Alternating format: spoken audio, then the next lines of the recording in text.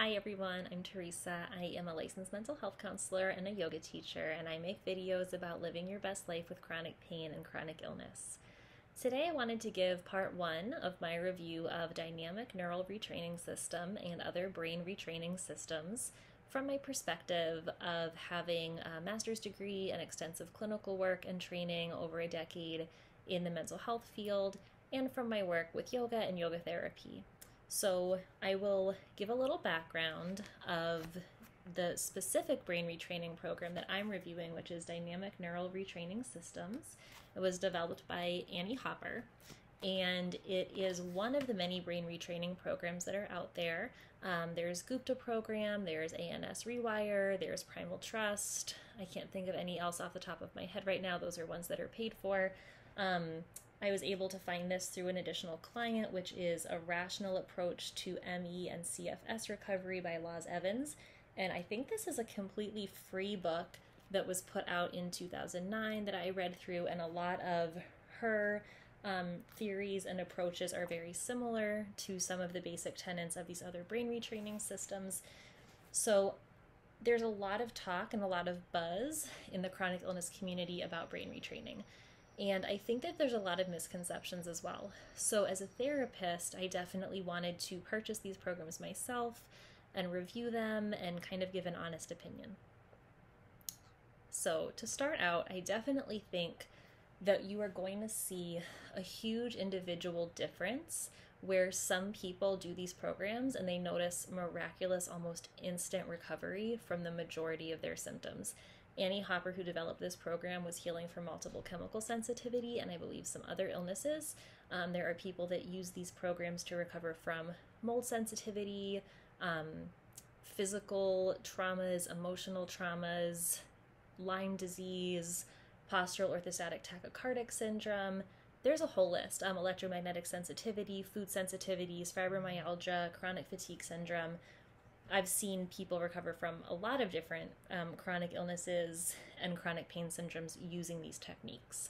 So what I wanted to say is if you do start one of these programs and you don't notice immediate results, that's okay. I definitely think that we can use a lot of the tools from these programs and put them in our healing toolbox and then continue to work and grow and address maybe other things that are contributing to whatever is going on in your life. DNRS has 5 pillars of recovery, and I think that's part of what really differentiates it from some of the other programs. So reading a little bit from the manual, I'm not going to give away too much of the specifics from this program because it is a copyrighted program, and that would just not be ethical to give away anything too specific. That's something that they want you to buy this program and use it. But I know that a lot of this is similar across the board for different types of brain retraining. But they focus on understanding limbic system dysfunction and imbalance. So this really compares very closely within psychology and evidence-based practices when you're talking about polyvagal theory and parasympathetic versus sympathetic activation, fight or flight response. When you go through trauma, it triggers, brain reactions, and it triggers new neural pathways to form. The amygdala signals that we're in trouble. It puts us into sympathetic mode, fight or flight mode. We have various emotional and physical responses due to that. The hippocampus stores those memories. So we get caught up in a cascade of brain responses, emotional responses, physical responses. And then if you look at polyvagal theory and social engagement, the people around us, the people that we talk to, doctors, family, online support groups, we reinforce a lot of beliefs, a lot of patterns, a lot of habitual behaviors. So much of the work from all of these books and all of these programs really do have a root in brain science, in cognitive science. There's elements of cognitive behavioral therapy in all of these. There's elements of neurolinguistic programming, mindfulness, guided visualization.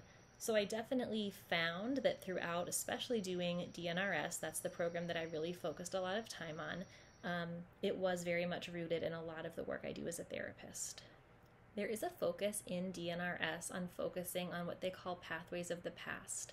So a lot of that has to do with understanding what I would refer to as a therapist with cognitive behavioral therapy as negative thought patterns, negative thought loops, getting caught up in automatic negative cognitions. So it really comes down to understanding the way that our brain has become almost hardwired throughout an illness or injury or a chronic pain syndrome or a toxic living situation, any sort of trauma, that we become really hardwired to have certain beliefs, and then that triggers certain behaviors and certain patterns. All of those can contribute to keeping us stuck in a pattern where we don't feel our best.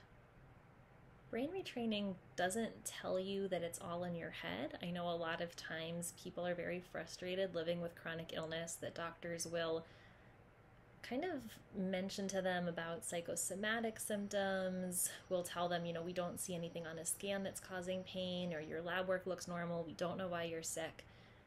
It's not all in your head in the sense of faking it or making things up.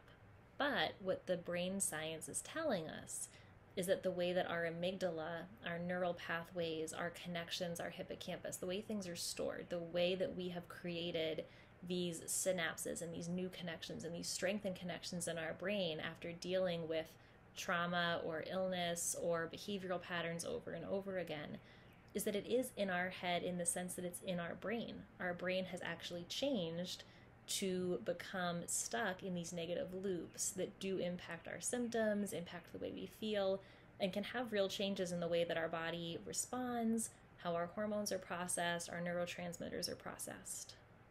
What DNRS and other brain retraining systems are doing at the heart of the matter really is to try to interrupt negative thought patterns, negative behavioral patterns, very much like in CBT, that you would see in therapy, and try to replace them with more positive and reinforcing patterns of behavior, right? So we're looking at consistency, and one of the tenets of DNRS is spending an hour every day doing what they call rounds or practice. Now, again, I can't go into too much detail on what that is because it is directly from the program, but if you would look at this the way that you would when I'm in therapy with a client and giving them ideas of different things to work on when it comes to meditation, guided visualizations, using neurolinguistic programming techniques to use positive psychology, positive affirmations, visualizing success, putting yourself in a positive mind state.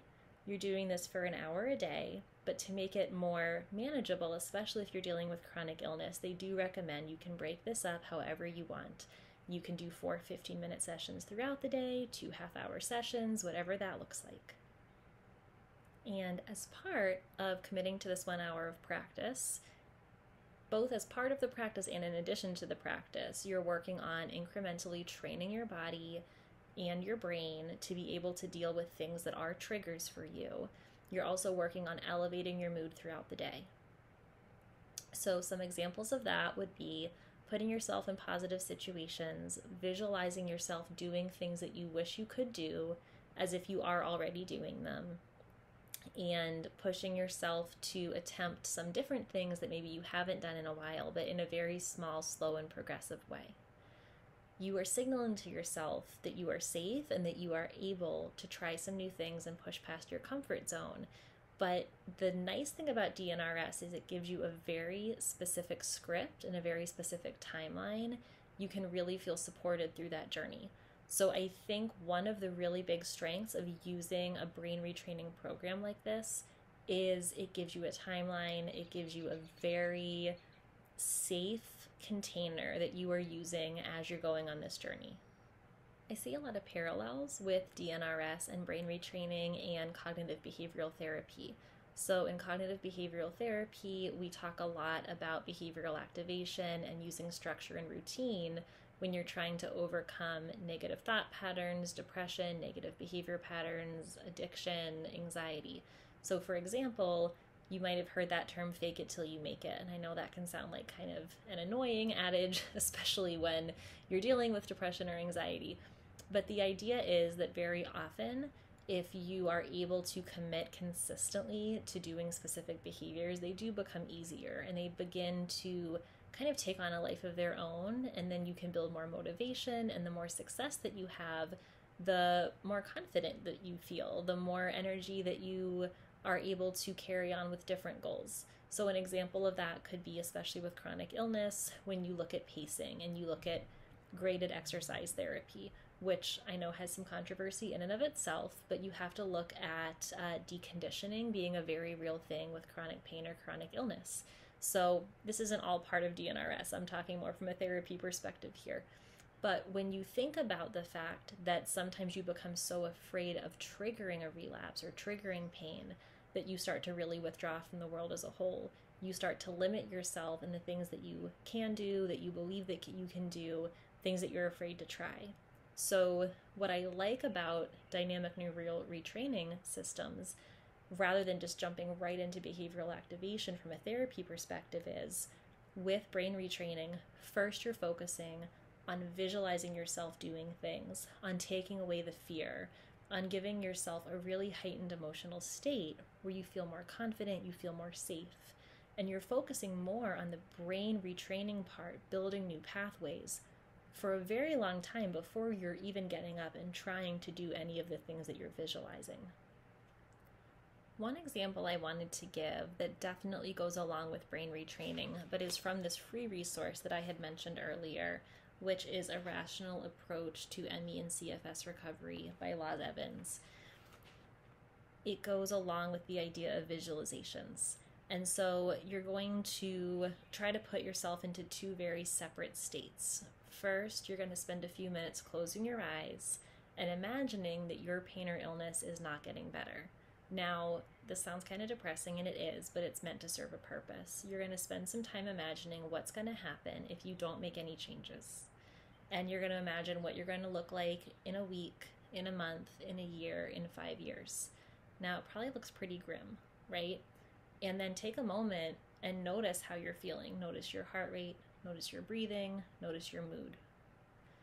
Now we're going to take a deep breath, reset and recenter, and we're going to take a moment and imagine that you are getting better right now, actively. No ifs, ands, or buts. You are getting better.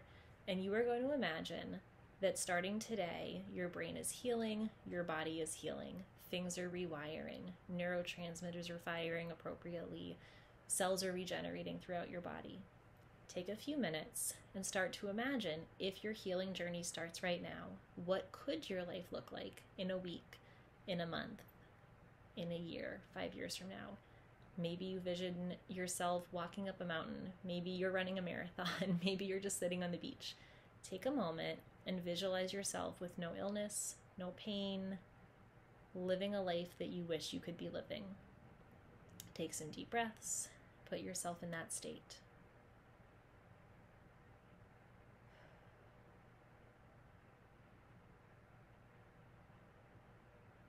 Now for a moment, check in with yourself. Where is your breathing? Has your mood shifted? Where is your heart rate? Have you noticed any shift in your energy? This is just one of the very basic types of exercise that is included with any of the brain retraining programs. It's not giving away a big secret. I really liken this to mental health counseling, where we ask the miracle question, which is, if you woke up tomorrow and your life was perfectly perfect, exactly as it could be, what are the things that would be different? Now, we also have to bring a little bit of realism into this, because sometimes I'll ask that question to a client and instantly they say, I have won the lottery, I won the Powerball, I'm living on a yacht, nothing bothers me, everything's perfect. And that's great. I really hope that happens for someone. That would be ideal. Please give me some of that money. That is awesome. However, we need to be a little more realistic. If you woke up tomorrow and your life was maybe 20% better, and it was just 1 or 2 simple changes, what is that? So maybe that is, I started a routine where I walk every day and I'm slowly building up my strength. So when I wake up, instead of scrolling my phone, I'm able to go for that walk and I feel awesome. Or it could be something about ending a toxic relationship. How would my life look? It could be the ability to interact with people differently at work and noticing the emotional state that you're in if you're able to interact differently. Really what we're getting to in the heart of the matter is, if we visualize things as if they're already true, it helps us to follow through. It puts us in a different affective state, emotional state. It puts us in a different physiological state. If we focus on our breathing and pair that mindfulness activity with our visualization, with our breath, we can change that limbic system state. We can take the amygdala from fight or flight mode and sympathetic nervous system activation, and we can go to parasympathetic.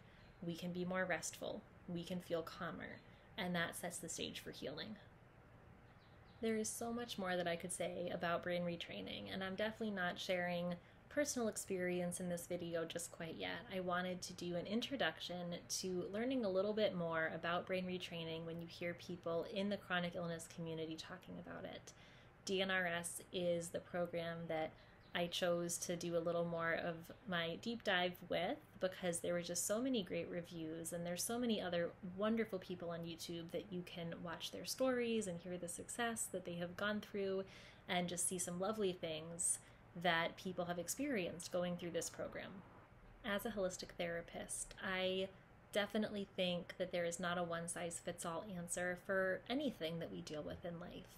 And I love to think of brain retraining as a tool that we can have in our toolbox, along with so many other things that we've picked up on our journey. So for me, I love to incorporate yoga and breathing and mindfulness, nature therapy, animal therapy, nutritional therapy. There's so many wonderful ways that we can support our healing, support our body, our brain, our spirit. We have to really have such that focus of just holistic living and our community, our relationships, the things that we focus on. However, I do really believe that these brain retraining programs are super important. Our mindset is so important.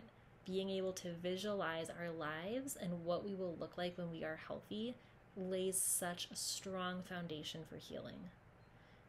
If we don't even have a possibility of feeling better, we surround ourselves with negativity, we surround ourselves with watching the news and searching the internet about our symptoms and spending all of our time on illness support groups where people are just complaining about what's to come next and all of the bad symptoms they're experiencing, it doesn't set the stage to heal. I definitely can summarize today's video with just saying that yes, as a licensed mental health professional and as a yoga teacher and as someone who has studied in-depth holistic healing, yes, brain retraining definitely has merit. It is rooted in so many evidence-based practices, and I think it can really be life-changing for so many people. I definitely encourage you to look up free resources such as one of the ebooks that I mentioned today, all of the resources on YouTube. There are so many people who have different brain retraining articles and videos and limbic system retraining scripts that they've uploaded for free. Guided visualizations, so many things. Dr. Joe Dispenza comes to mind. He has written so many books and has free meditations all over YouTube. And he really is a pioneer in some of these brain retraining science, fields. So I would really encourage you just to research it a little bit more. This is part one of a series that I hope to do where I explore brain retraining and just different things that we can do to encourage our limbic system and our neural health, build new neural pathways, help our cognitions to be healthier, and to set the stage for us to heal our bodies, minds, and spirits. Thanks so much for joining me. I hope you have a wonderful and blessed week. Bye.